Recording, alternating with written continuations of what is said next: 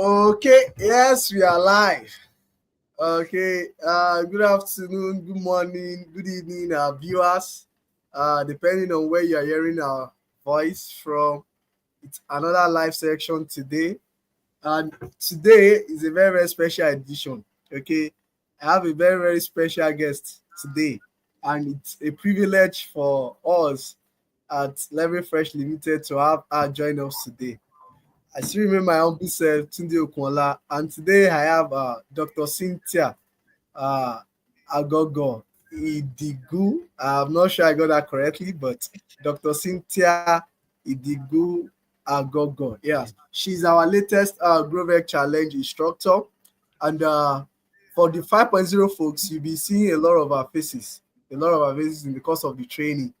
And she's also a postdoctoral research fellow in the United States of America at Auburn University. So I would like her to introduce herself a bit to our viewers. Doctor, please introduce yourself to us, sir. Ma. Hello, everyone. Good morning, good afternoon, good evening, depending on where you're watching from. My name is Dr. Cynthia Aghogbo. I have a PhD in plant breeding from the West African Center for Crop Improvement. I have more than 10 years experience working with the International Institute of Tropical Agriculture in Nigeria, and currently a postdoctoral fellow with the Auburn University in the US, and I'm currently working on sustainability in intercropping production. So, yeah, that's me. All right, thank you, doctor. Uh, I said earlier, it's a privilege to have her join us. No, she's loaded with a lot of insight. And to our viewers, I would advise that you get your pen and paper, okay, because you have a lot to write about today.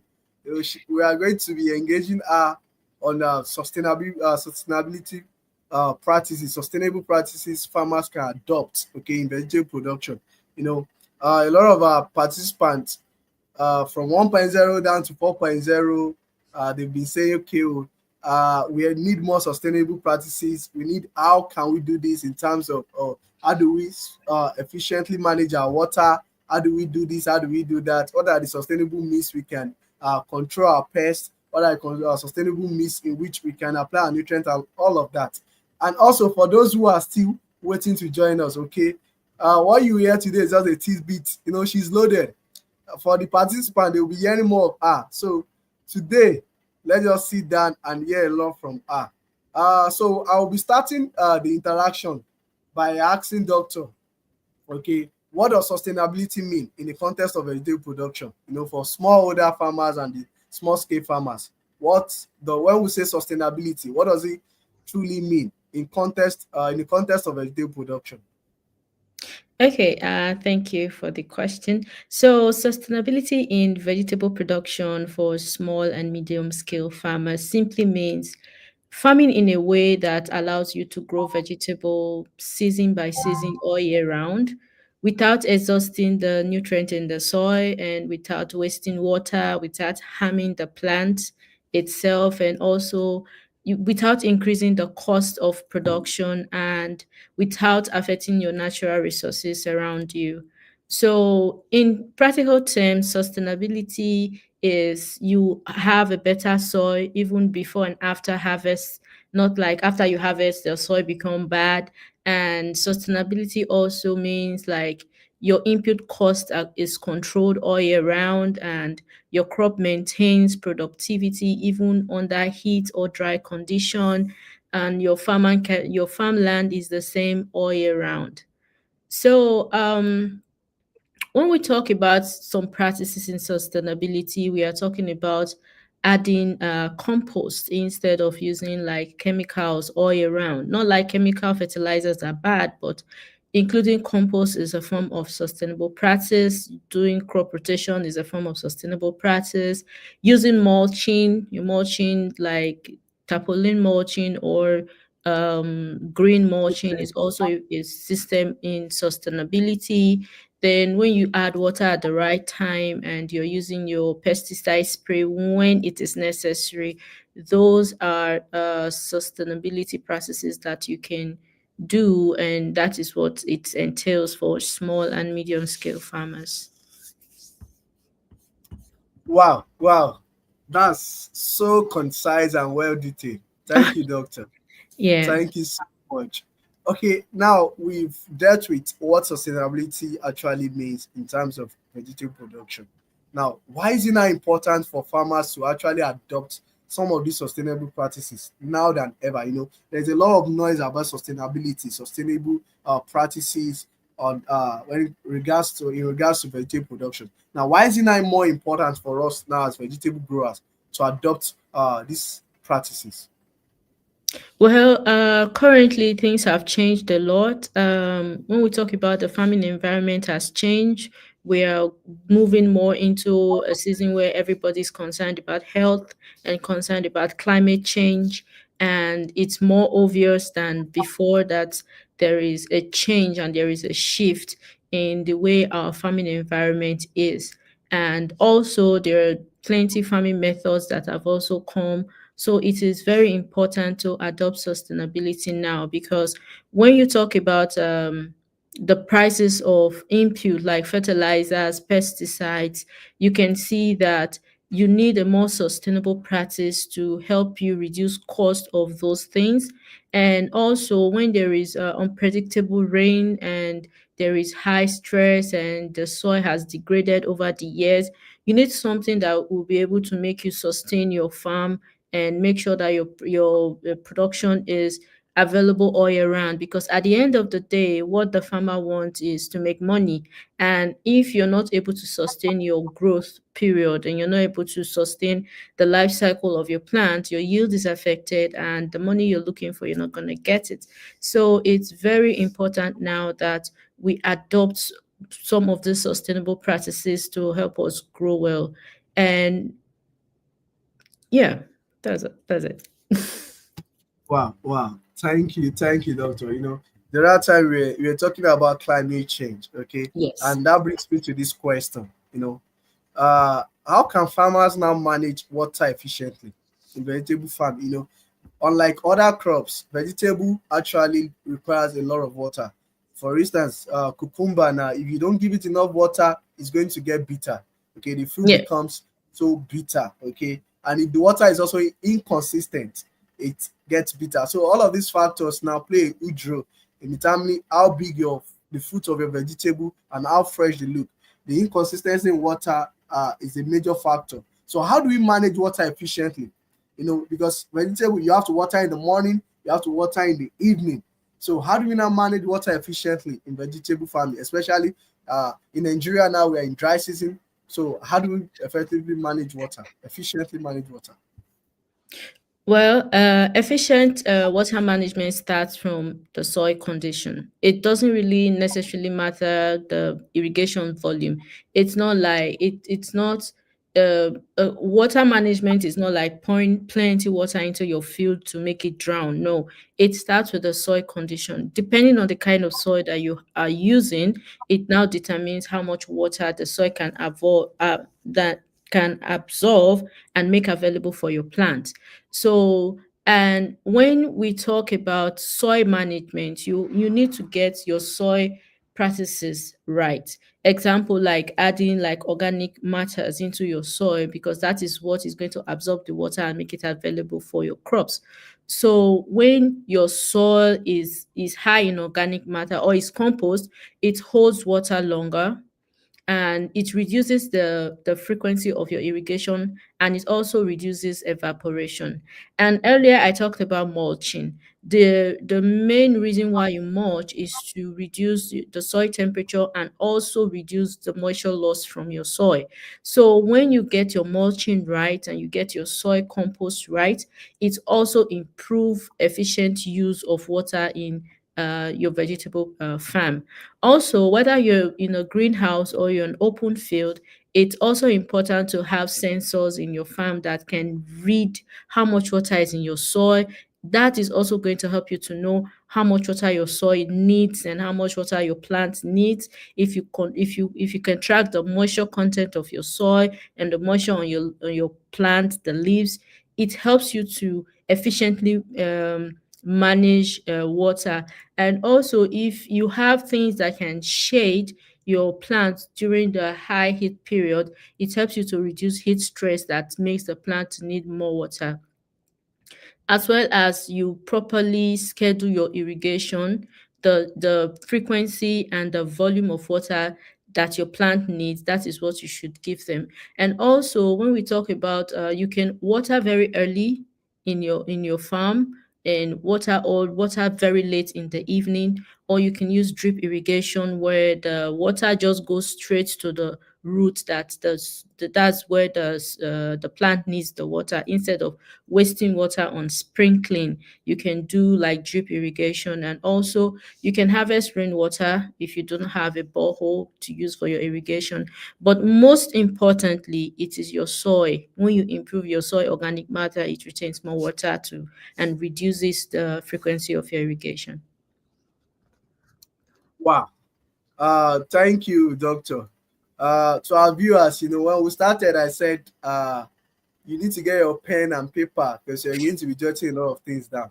This is my own pen now. And one of the points I noted now in what Doctor just said, he said, when you have high organic matter or compost, if your compost of your soil is high, it helps you retain your water very, very well. So that's a big point for me. I mean, I have that on my notes now. So to our viewers, our advice that you keep jotting these things down.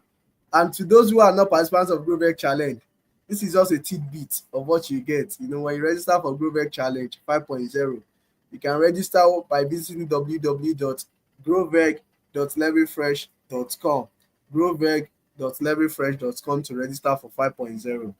Okay, let me take some of the comments that we have. Farmer Dan Paul said, welcome on board, Doctor. Thank you. Mr. Amos said, good evening, house. We have Dr. Abidemi saying, good evening, Dr. Cynthia and Mr. Tunde. Thank you, Doctor, for joining us. Okay, another one. Doctor said is learning. A lot of us are learning now. It's not an easy thing to have a scholar in the house. Okay. So, Doctor, now we talked about how farmers can actually efficiently manage their water, especially in dry season, and you've done justice to that. Now, what are some common farming practices that can negatively affect our soil and the long-term productivity? Okay, what are the practices that we do, perhaps traditionally, that can actually affect our soil and also the long-term productivity of our operation? Well, there are many practices that they are common because they give you a very short-term result, not a long-term. But for you to have that long-term productivity, that is when these sustainable practices comes in, like I mentioned earlier, like the crop rotation and all that. So some common damaging practices, they include like spraying of pesticide weekly. For example, you have there is a pest that is affecting your plant. Every pesticide has a period that it has a length to work. Some pesticide, after you spray, you need to wait for like a month before you start seeing results. But because you do not have the knowledge, you spray like this week and you do not see anything, you spray next week. So when you continually spray the pesticide like that, it's a very damning practices that can affect the soil. And like I said, the soil is your powerhouse. When you have good soil, you have good crops. So again, flooding your vegetable beds with water, irrigation, because you do not know how much water that the soil really absorb or your vegetable needs. Then things like applying too much amendment to your soil, like NPK fertilizers, applying too much to your soil, because at the end of the day, the crops we use the nutrients that they can use, and the other ones will start leaching into the soil and destroying the organic matter in your soil. So when you now talk about monoculture, which is a very common practice where you're using a piece of land to plant a crop over and over and over again without the necessary soil amendment that the soil needs. So that again is another practice that can negatively impact your soil. And lastly, when you're removing all the residue, like you're removing all, when you clear, you remove all the green matters from your soil. No, you're supposed to allow them to compost, and you return your soil so that whatever nutrient that the other part of the crop have after you removed your fruit, it can go back to the soil again. And all these things, all these practices, they can kill all the soil organisms that help your soil fertility. So those are some of the practices that affects long-term productivity. So the thing is, the soil may still produce your vegetable. You can plant this season and plant next season and still get yield, but you will see over time the soil become weaker and weaker and becomes more expensive to manage. Wow. Thank you so much, doctor. Thank you so much. Uh, uh, okay. Uh, agronomist. Okay, agronomist Ahmed Tall is saying I'm from Somalia. Wow. Thank you for joining us from Somalia. Thank you. Okay. Uh, Doctor, I'm learning fast from your teachings. Okay, Oh, that's Mr. Amos. Okay, we have Mr. Victor. Good evening, Dr. Cynthia. Okay, we have two questions, about three questions for Doctor, but let's deal with the ones we have right now. We'll go to the audience now. Okay. Now, Doctor, we are talking about sustainable practices. For some of these farmers or for some of the participants might probably just be hearing it for the first time. Okay. Are sustainable practices suitable for farmers with limited resources? Okay. I want you to help us clarify that. And how can they start? Is this something that is very expensive to come across? Some of these practices, if you want to put them into use, are they very expensive? And if they are expensive, how can we start gradually? well, the sustainable practices, they're not expensive. You can start as small as possible. If you really look at what the sustainable practices are, they are the things that our forefathers used to do that have very limited resources. So, first of all, when I talk about compost, you can use your limited resources like your harvest, your food waste, you can use it for compost. And this is one of the things that I talked about in the lecture for the GrowVeg. So it is very important that you also attend to see how these sustainable practices are with limited resources. And you can start with compost. You can also include mulching, which can help your soil. So then you can start gradually. Maybe in your first season of planting, you start composting. Composting can take between 3 to 4 months. So then you can also do your mulching, and also you can increase your next season. You can do like crop rotation if your farm is big, or if you have more space, you can go into your rotation. Then also the sustainable practice that I talked about, irrigation, you can just improve the timing of your irrigation. So it doesn't really need a lot of resources. Funny enough, sustainable practices, they're not as expensive as buying fertilizers and chemicals. So, but it's just like it's a long term thing that you begin to see the result at a long term. Wow, wow. So, for those doubting, for those thinking sustainable practices is actually expensive for us to practice, no. Doctor has said it's something that you even have around you. Some of the waste that we even have, can go back into our soil as manure. Okay, the organic manure, we can get this from the poultry manure. Okay, these are things that we have around us. They are not really, really expensive. In fact, inorganic production is actually more expensive. Okay, because now you have to spend more on chemicals, on pesticides, even on inorganic nutrients when you can get some of these things around us. Thank you so much, doctor.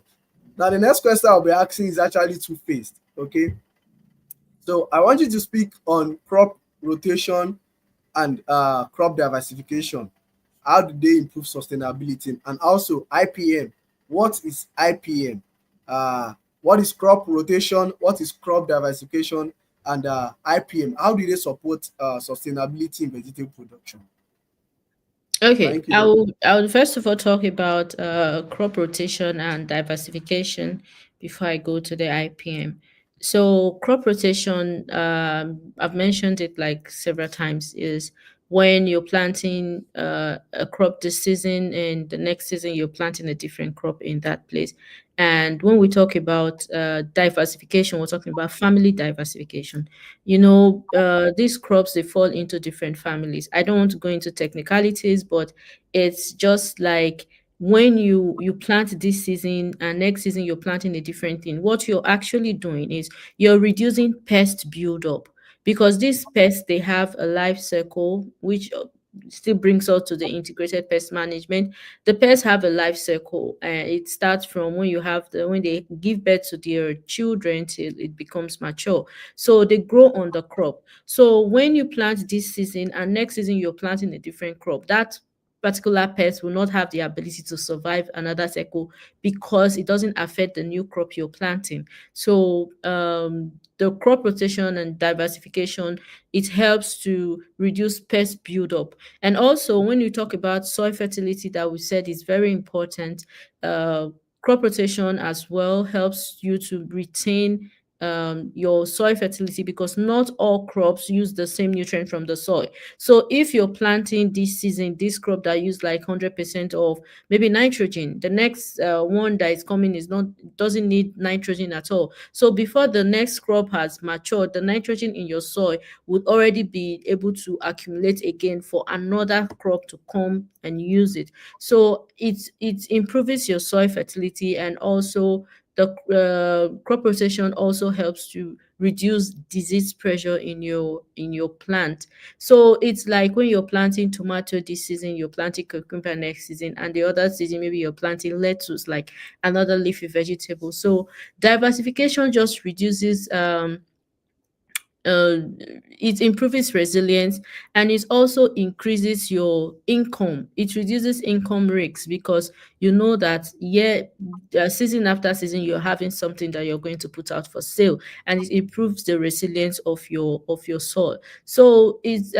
diversification and crop rotation. It protects both the soil and protects your income as well. So when we talk about integrated pest management, in practice we're saying you have to observe your vegetables weekly to see which is any pest there that I have to control. Then you identify that pest correctly. And one thing that GrowVeg challenge is going to also give you is going to give you like artificial intelligence app that can help you to identify these pests and weeds and diseases in your plant. So because when you identify your pests correctly, you know that whatever you're bringing in as a control is going to work at a very short time. Then also, you have to use like cultural or biological practices, which is also in the Growth Veg Challenge 5.0, one of the lectures. Then it's those are just the integrated pest management systems that you can use to sustain your vegetable production. Wow, wow, wow. Thank you so much, Doctor. For our viewers, if you are following, you must have this in your notes. Crop rotation helps, it helps your soil fertility.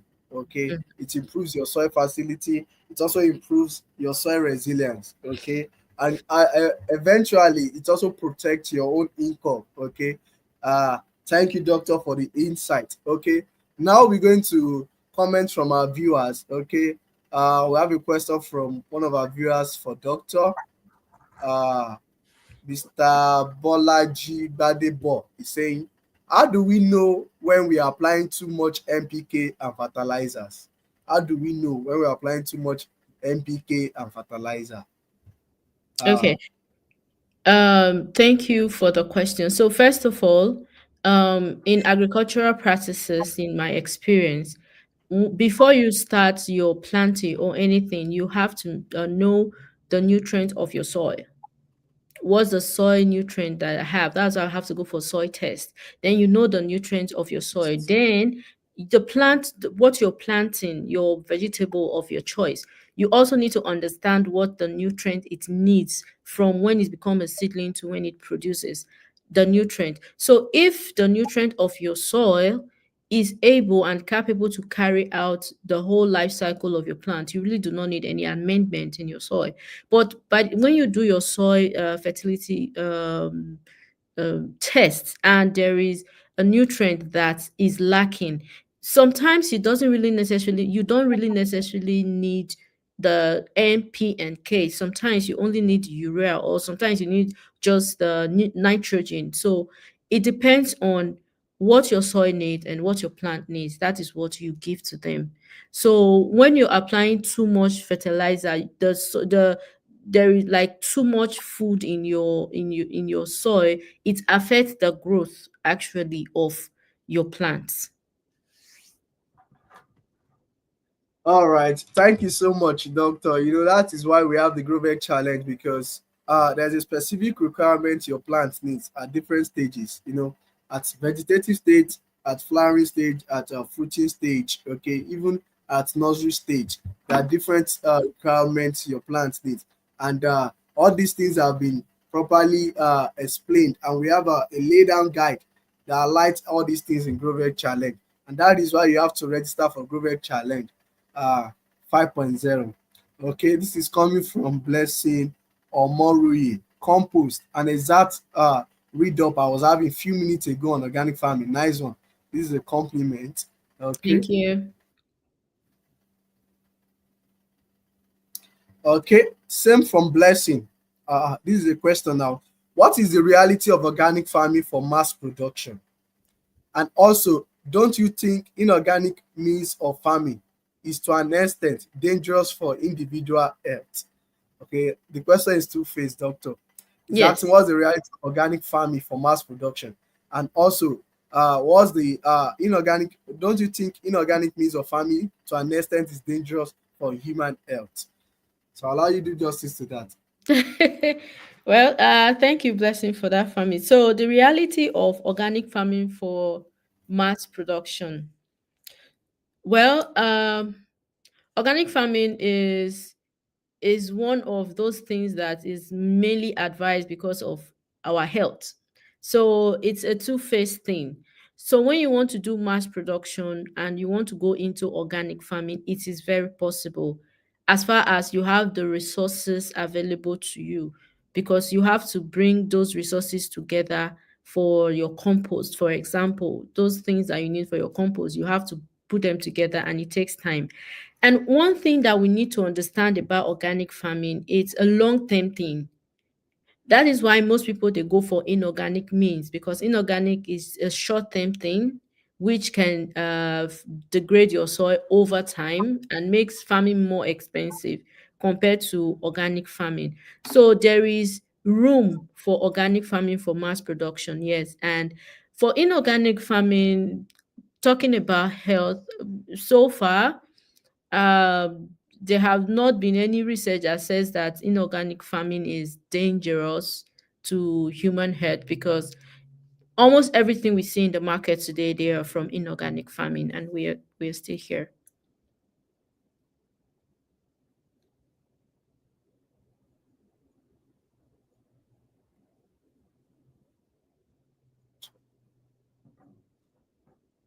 Okay, yeah, thank you so much, Doctor. Can you hear me, Doctor? Yes, I can hear you. All right. So I have one more last question for you, but before I ask that, I quickly just want to explain this. Okay, for those just joining us, this is a live section where we have one of the instructor of GrowVeg Challenge as a guest. GrowVeg Challenge is actually an initiated training program, online training program that has the mandate to teach you on how to profitably grow your vegetable crops, irrespective of the resources you have at your disposal. Okay, a lot of people are working and they want to learn how to grow their own vegetables without having to be on the field physically. So that's a gap we are trying to fill. You don't have to be on the field physically. You can learn this online practically, and you can replicate whatever you are being taught. We have the theoretical aspect of the training and the practical aspect of the training. The theoretical aspect is to take you through everything you need to know about vegetable production, even if you have no idea about it. Then the practical aspect is where you get your hands dirty. Everything that is being taught, you have to also replicate at your own end. You don't have to have a large area of land. It could be in sacks. It could be in small space like a garden at the backyard. Just replicate it. That's the whole idea, because we realize that when people take online classes or online lectures, uh they don't really, when they don't get to put it into practice over time, we forget. And that's also the way human brain also works. If you don't put something into practice over time, you forget.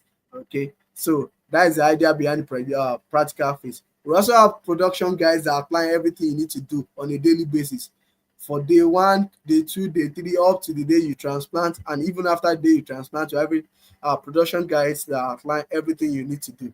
There's also a community of like-minded farmers and farming enthusiasts, okay, where you get to ask questions. And Dr. Cynthia also will be in the group, and other instructors. So you get to ask them questions directly on the group, and they provide answers. They provide clarity to whatever questions you have. And aside that, there's also certificate of recognized certificate of participate of completion at the end of the training. So there's just lots more. To have someone like Dr. Cynthia as one of the instructors is not something that you can come by anytime, anywhere. It's not something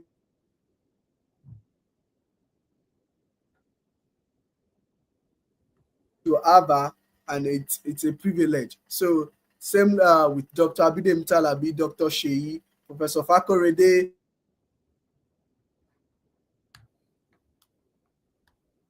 Okay. So if you are still doubting, this is just a tidbit of what you get when you register for GrowVeg. Just visit groveg.levelfresh.com and register. So now, doctor, what is your advice for GrowVeg participants and the new set of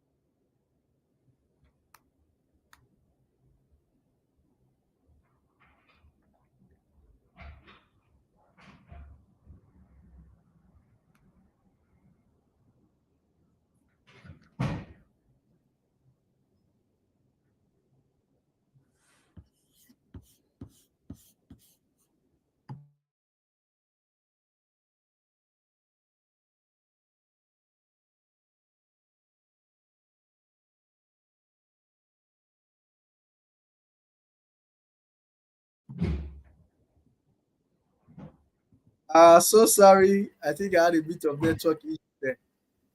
Yeah, Uh, welcome back. yeah, thank you. So I was talking about the GrowVeg challenge, and I said this is just a tidbit of what you get when you register for 5.0. Having like-minded farmers that can join you, that can answer your questions, experts on ground to answer clear questions and provide clarifications. Okay. Now, doctor, what is your advice for GrowVeg challenge participants, and also uh, new set of people that will be onboarded by February 9? 5.0 is starting by February 9. So, what is the advice for GrowVeg participants, and also the new set of people that will be onboarded, and also those that are willing to register? Well, first of all, I want to say congratulations to everybody that have registered and people that are yet to register. My advice is, first of all, you have to treat your farm as a system, not just like I just go there, plant and get money. So I'm talking now about the practical aspect. And another advice is try to follow up with the lectures. Just try as much as possible to take it slow and steady. It is not a get rich farming is not a get rich quick scheme where you think when I watch this, when I start the challenge, by the end of the year I become I buy my Benz. No. um we have to the new participants rather, sorry, take it slow, try to follow up all the lecture, try to understand, ask questions. There is no stupid questions. Ask as much Hmm. as ask. Like, even if it's just a thought that comes to your head and you think that no, I'm not getting this right, ask. There are people that's going to give you clarity on what you're going to expect. Then you have to keep learning. Even after GrowVeg challenge, you still have to keep learning. You have to improve yourself. You have to improve yourself and keep learning and try as much as possible to explore things that are in the GrowVeg challenge. It is an opportunity of a lifetime and you don't want to miss it. So when you get to the beginning of the challenge, put your mind in it, try to practice, ask questions, and I think heaven is our goal. Up is our goal.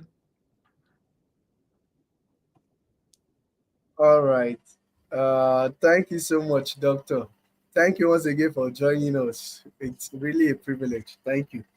So, to our viewers, you've heard from Doctor. There's no stupid questions. Once you join the GrowVeg challenge, just ask questions, ask questions. You too can get up to 500 crates of tomato from 1 acre. You can get up to 3 kg per your habanero plant. You can get up to 3 kg per habanero plant. These are possible. We've done it before, over and over and again. And that is why we are sharing the knowledge with every one of us so that we also replicate this at our various locations.